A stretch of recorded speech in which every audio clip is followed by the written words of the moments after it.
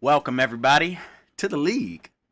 It's week 4 already, and we are going to get into interleague play today for the next, 8 weeks? So the next 2 months are just filled with everybody beating the shit out of everybody else, and we'll see where we stand come those last 3 weeks of the season to go down the playoff alley to see what comes out on top. Recap of last week. The Vietnam Voyagers beat the brakes off of the LA Finesse, and the LA Finesse just looked like absolute garbage on their team. I mean, CeeDee Lamb didn't do a fucking thing. And he's out this week too. I don't know if he was ruled out before the game. I don't think so. I think he was fine, but I think he got injured early in the game or something. I don't know. I don't watch the Cowboys. They're trash. And the rest of his team just barely able to even break 15. I don't think any of them even did. Anybody break 15? Nope. Nobody on his team broke 15 fucking points. The only one that got close was Devontae Adams, and the only reason he even did that was off of some crazy long touchdown, and he would have had a bad day as well if not for that. So it looks like the chickens are coming home to roost for the Finesse. They've got guys that are injured and hurt. Hell, James Conner is on IR now. CeeDee Lamb is out this week. Mahomes is just a shell of his former self. Yeah, he's still a top 10 quarterback, but this guy should be putting up, 25 plus a game, and he's just not doing that. And he's not strong enough to carry this team by himself anymore. Kelsey's not helping out much. Tyreek Hill finally woke up. But I don't know. This team looks just a little bit rough around the edges, and the defense looks like trash.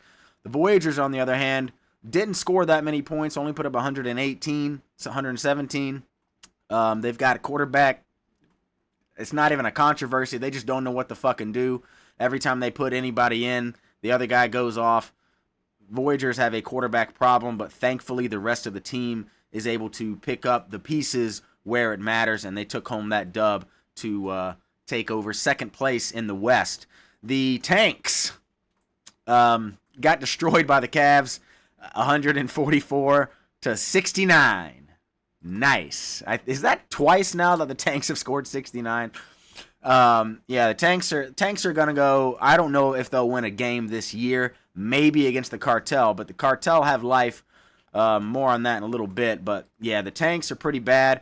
Some insider information. I actually tried to make a trade for Drake May, and coach said no. That's who he gave up Lamar Jackson to get this guy, and I had to go back and review this trade because I don't remember it for Drake May. This trade that was made on May 8th. Holy shit. Drake May, Chuba Hubbard, and Adam Thielen, and moving up from the third to the second this year for this year's draft, and moving up from the second to the first in 2027. He got that. That's what the Tanks got in return for Lamar Jackson, David Montgomery, and who the hell is this other guy? I don't even know who the hell that is. D. Robinson. Is that Joe? D. Robinson. Who the fuck is that? I can't even find this guy. Is it Darius Robinson? I don't know who the hell was in that fucking trade. But that was an awful, awful, awful trade. I mean, of course, hindsight is 2020 and everything. But, man, for Lamar Jackson and everything else, you would think that you would get a little bit more out of that. And yeah, he was able to move up a couple spots, but I feel like he missed out a lot of value. For some reason, I just don't remember that trade going through. That was back in May. I was still in Hanoi at that point, and I was focused on moving and shit, so moving the team down to Da Nang, so I don't really remember that. But, man, that trade's coming back to hurt. I understand that the team was going to suck and you had to sell the farm for whatever. Unless that was a Joe trade. That might have been a Joe trade. I'm not sure. Have to look back. Someone let me know on that one. Either way, it was a bad damn trade, and this team's going to be hurting for a while because of it, and they didn't get much in way of the future out of it. But, hey, who knows? Drake may be the future. But, yeah, the Cavs took that, and they're 3-0. The Tanks are 0-3. Yeah. Next game, we had the Mothmen taking on the Rune Dogs. Man, surprise game of the week, I think, right there. I mean, Mothmen coming out and beating the Rune Dogs by 30. There's something going on up in Long Island, and the Mothmen are 2-1, but more surprisingly, the Rune Dogs are 1-2. This early in the season with 2 losses. I don't think they didn't get, I think they finished the regular season with 2 or 3 losses in all of last year. And their quarterback's looking good in Jalen Hurts, and they've got guys that are putting up points, but they're just not putting it together on the field as a whole.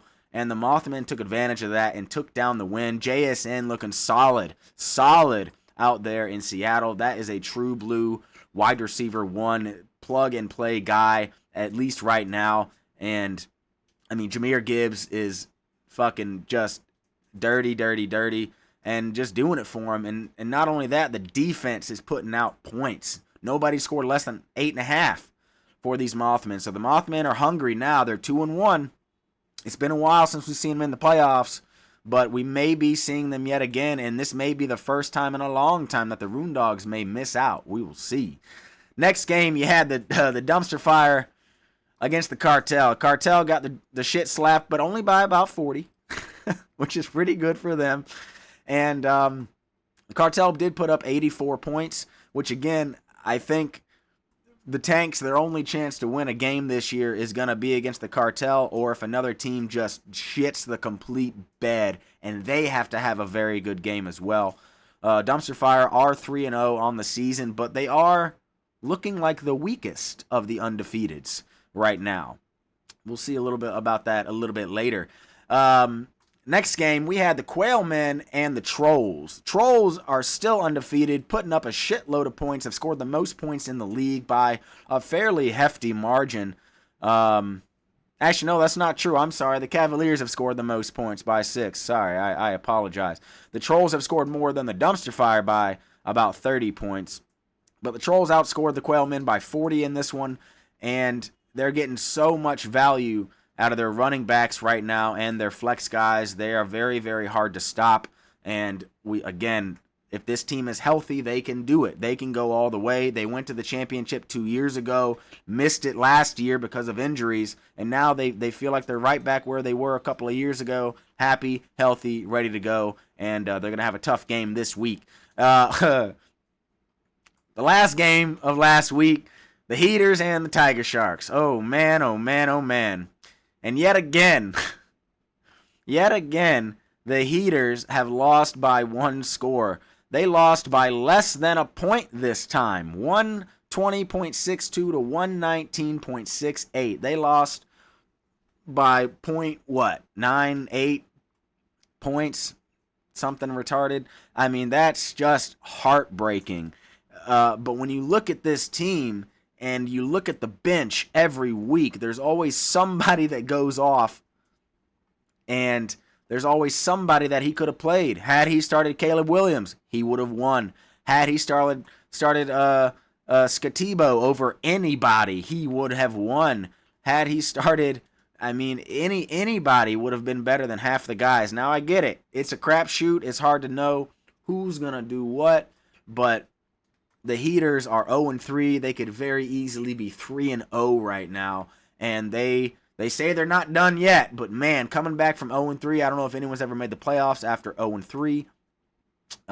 They have another tough matchup this week. And they have got to get the ball rolling. If they go 0-4, it's going to be ugly. Let's get into week 4, though. So, the Cavs, Trolls, Dumpster Fire, all undefeated. Cartel, Heaters, and Tanks, all winless, and the rest of the league shaken up, and everybody's in order, 3, 2, 1, and 0, all the way across the board. Very interesting. I don't know if that happened last year or not. It doesn't have to happen that way, but it just happened to, so it was very easy for me to edit that. But not much change. The Voyagers did take over second place in the West. The Tiger Sharks took over second place in the South. And that's the only difference from last week. Let's get into the power rankings. Coming in at number 12, yes, the Tanks. They're garbage. They're going to be garbage for a long time. Next. Coming in at number 11, Cartel. They're garbage. Going to be garbage for a long time. Next. Coming in at number 10, you got the Hickory Grove Heaters. They're not garbage. They are, I don't know if it's unlucky. I don't know. But they're looking really, really hurt right now, and they need to bounce back, especially with a couple of other teams looking very injured. There's a lot of teams that are injured right now. The Heaters are, I don't think the Heaters are really that banged up. Yeah, Tyrone Tracy's out. Otherwise, they're fucking perfectly healthy. So they just got to start the better guys and see if they can pull off a big win this week against the Voyagers. Coming in at number 9, dropping down. I had to put them here. I've waited too long. I got the Long Island Rune Dogs. Ugh. 1 and 2. Just not looking too hot. But they are winning right now against the Tiger Sharks. They're up 21-0, and in the second quarter there. And Coach Rico for the Tiger Sharks have had some nail biters through his first 3 weeks of the season. Rune Dogs have just been disappointing, but Rune Dogs can get back on track with the game here against those Tiger Sharks. They're going to need it because right now they haven't been this low in years. Coming in at number 8, you got the French Quarter Quailmen. They got the Cartel today, so they should take home the dub. We'll see. They do need to go to 0-2. If they lose against the Cartel, this team might be done on the season already. I mean, this team is not, they're looking, it's a sleeping, not a sleeping giant, but a sleeping solid. I mean, they've got some very good guys like Buka, Nico Collins, Bijan Robinson, and Justin Herbert. And Pollard's no slouch, and Debo Samuel and Scary Terry McLaurin. This is a solid fucking team, but they're 1-2. They just got to put it all together and start churning out some wins here for these Quailmen. We'll see what they can do this week. Coming in at number 7, you have the Tampa Bay Tiger Sharks. And Rico's squad, 2-1. Hey, 2-1, beat the Heaters last week. Week before that, they took a tough ass whooping against the Trolls. But in week 1, the Tiger Sharks had a close matchup over the Quailmen, and they put up 141 while doing so. This team can put up a lot of points, and they can win those high-scoring battles. It's tough to score over 175 when you're playing the Trolls. So realistically, this team should be 2-1, and they are. They are 2-1, so they are right where they are and right where they are. And they're going to look to keep it rolling this week, but again, they've got, I would say, a tough matchup in the Rune Dogs. We'll get to that a little bit later. Coming up to number 6, I couldn't deny them anymore. Coming in at number 6, you got the Midlands Mothmen. They are now 2-1.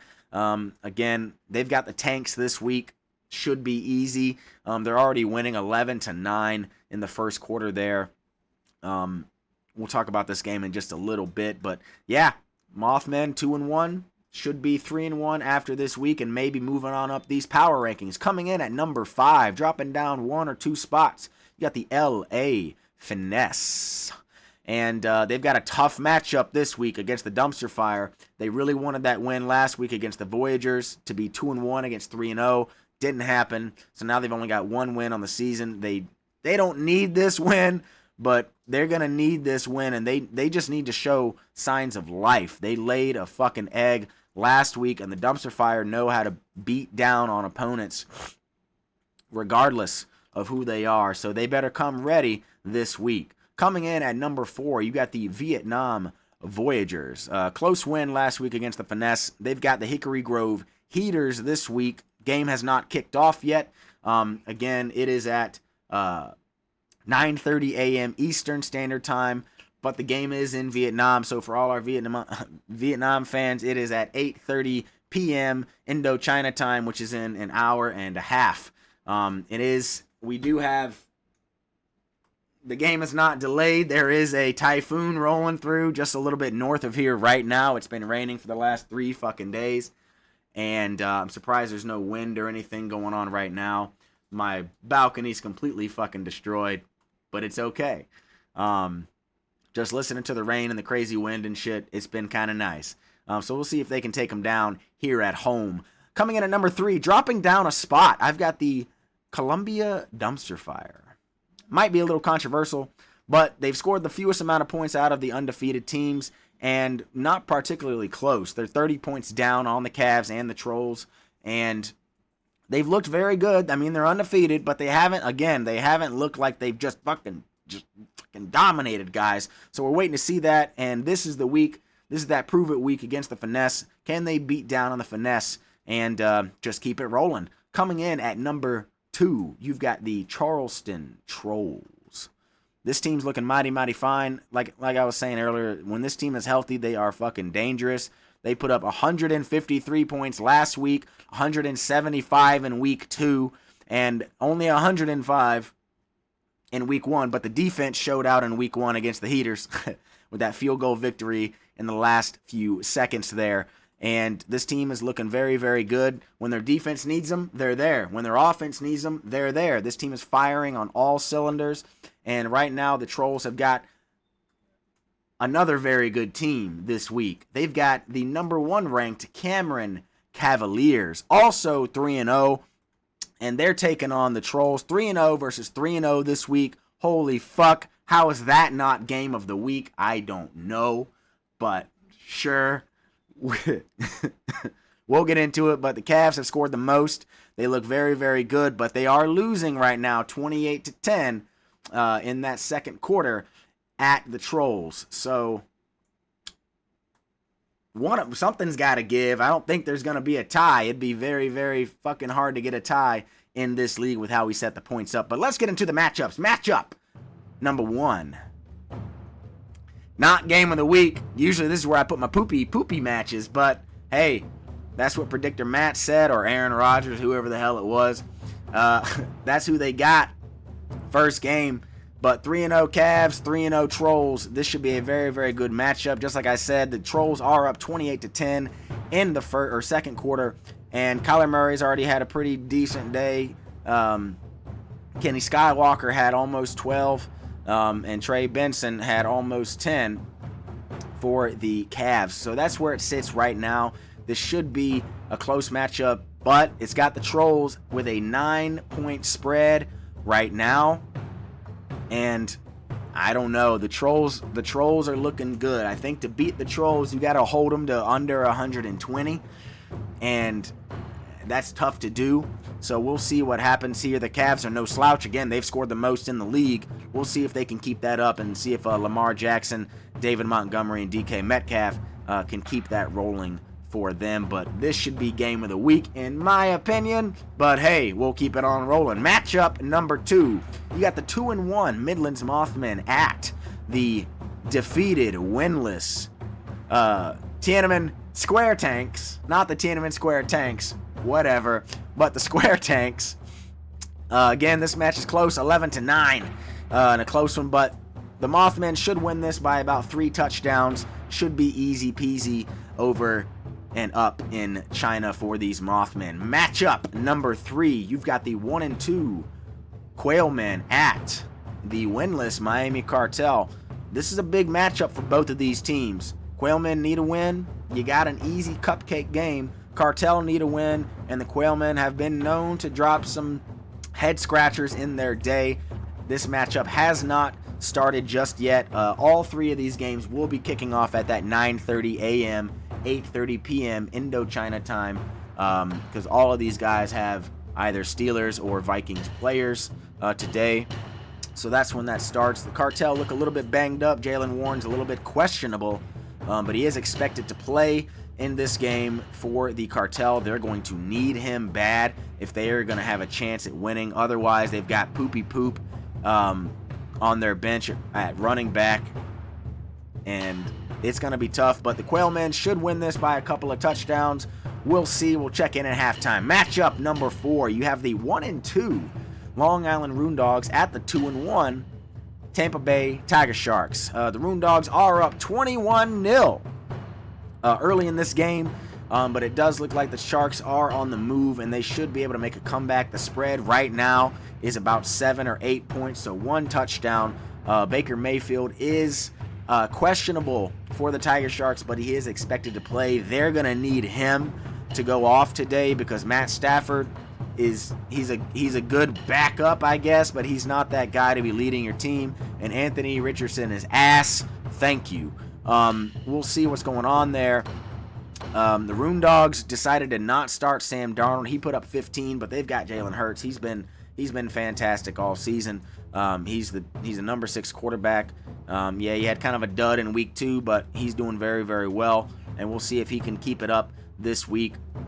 Again, Moondogs should win this by a touchdown, but who knows? Who knows? They're on the road down there in Tampa. I know there's a hurricane coming somewhere. I think somewhere down there. We'll see what happens. Let's get on to the rivalry game of the week. I think it's rivalry game of the week. No one said it. There were 2 game of the weeks, and I picked this one as the rivalry game of the week because the other one didn't make any sense. But anyways, we got the 0-3 Hickory Grove Heaters at the 2-1 Vietnam Voyagers. This game has not kicked off yet. It kicks off in an hour and a half, again at 9:30 a.m. Eastern. So remember to get your teams in and your lineups in by 9:30 a.m. Eastern time and 8:30 p.m. Indochina time out here. And this should be a good matchup. There's a 14-point spread for the Voyagers. They are at home playing in some crazy fucking weather, and it's at night. This is a terrible, terrible game to be coming in 0-3 for the Heaters, but they believe. They got Caleb Williams, they got Cam Skatibo, and you know they were on the bench last week. He's putting the trust in them to get the dub this week. It looks like the Voyagers are gonna go shit. I don't know who to go with. Should I go with Love or Goff? I can't do Love. I'm going with Goff. Just spit on my mic. The Voyagers put in Goff last second just now. Just reported insider shit. Goff and Williams should be a good matchup there. Achane and Irving for the Voyagers has been fairly underwhelming this year, but they've done some stuff. Puka has been going off. And on the other side, you know, A.J. Brown and Zay Flowers, they've had some kind of games, but Zay Flowers has just gotten worse as the year has progressed. And A.J. Brown finally woke up last week. We'll see if he can put 2 good games together this week. It's going to be a very, very, very interesting matchup, but the Voyagers now have a 15-point spread with the new quarterback in. We'll see what happens out there in Vietnam. The game of the week. You have the 1-2 LA Finesse at the undefeated, reigning champion Columbia Dumpster Fire. This could have been rivalry game of the week. I don't know. It's hard to pick. This is a big rivalry game as well, in my opinion. These guys talk a lot of trash. This game has not kicked off yet. And again, if you're not familiar with these 2 teams, though, this is what happened a few years ago when the Finesse won their 2nd title in a row because a certain player basically died on the field. This is a rematch of that, and a little bit of a rubber match here for the Finesse. See if they can get some wins. Dumpster Fire have been pretty solid in this matchup the last few years, aside from that champ chip game match. Dumpster Fire, again, have about a 20-point spread on this one, and it looks like they should pull out the win, but the Finesse have known to do some crazy things. I don't know if I see it this week. The Dumpster Fire are just very, very strong, and they're at home. It's going to be tough going into hot-ass Columbia this week to play the Dumpster Fire. Let's get on to the predictions. Thank you, Matt, for putting these predictions in for ordering these predictions in help of Aaron Rodgers and Scam Rodgers, whatever you want to call them. Pretty interesting, these cameos that you guys got this year. I didn't even know that was Antonio Brown for the draft. Didn't know who the fuck that was until I had to go back and and rewatch it. But yeah, Matt made the picks this week, and he's got the Cavaliers taking down the Trolls, the Mothmen taking down the Tanks. Sorry, I'm a little sick right now, guys. Mothman taking over the Tanks. That's a pretty easy pick. Cavs over the Trolls. Interesting pick, but I mean, that's a coin flip. Quailmen over the Cartel. Pretty easy pick there. Rune Dogs over the Tiger Sharks. Is that an upset? Nah. Just because the record says it is, it's not an upset. We'll see. Heaters over the Voyagers. Now that, yeah, I know you can't pick yourself. You can't pick against yourself, but that's an upset for sure. And if that does happen, that's going to be a very, very big upset. It's going to shake. Well, it's not going to shake that much. Voyagers can't afford to lose. The Heaters cannot. So we'll see what happens there. And the Finesse over the Dumpster Fire. Now that is also an upset, I would say. I mean, oh, that's a little ugly. Let's get that over. Okay. Definitely an upset there. 2 upsets at the end of the week. Very interesting card here. I forgot to go over last week. E-Man went 3-3, so we're 10-8 on the season. Man. Pretty shit. But we'll see. We'll see. On to golf. Oh boy. Oh boy. So this is getting pretty ugly fast. So Graydon and Chunks just up there in the top, pole position, basically. I don't know what you call it in golf. I can't remember where the top 2 guys are playing together or whatever. They played together today, and hell, Graydon shot 5 birdies, 1 bogey. Chunks right there with him, 4 birdies, only 1 bogey. So Graydon did increase his lead by 1 stroke, and the rest of the league didn't do shit. E-Man shot 4 bogeys on the day, dropping him way out of 3rd place and down there into 8th, and the rest of the league didn't really do too much. Graydon and Chunks and E-Man gobbled up most of the birdies and bogeys that were available. The only person that scored more than 1 of either is Matt. He got 2 bogeys and 1 birdie, which brings him down to brings him down to 2 over, tied there with E-Man. And right now, Graydon is looking unstoppable. I mean, when you're putting up 150, 175 fucking points and winning and starting the correct lineup, that's going to happen. And right now, it's not too bad, though. I mean, Rybo's only 4 over. Not too bad. I think we saw Joe at like fucking 10 over at this point last year or 2 years ago. So they're holding their own with a shitty team. Sam as well at 3 over. So they're starting the correct guys. Most of their bogeys just because their team sucks, not because they're not starting the right guys. So not too bad there. Otherwise not much news, and let's get on out of here, guys. Thank you for watching. Again, a little bit long as always, whatever. This is a 30-minute fucking show now. I don't know how to make it any shorter. There's a bug on my TV. I gotta close this door. I can hear the rain coming in, and it's gonna be a solid week this week. Good luck, guys, and remember, first game 9:30 a.m. Eastern Standard Time, and we'll see you on the field. Okay, bye.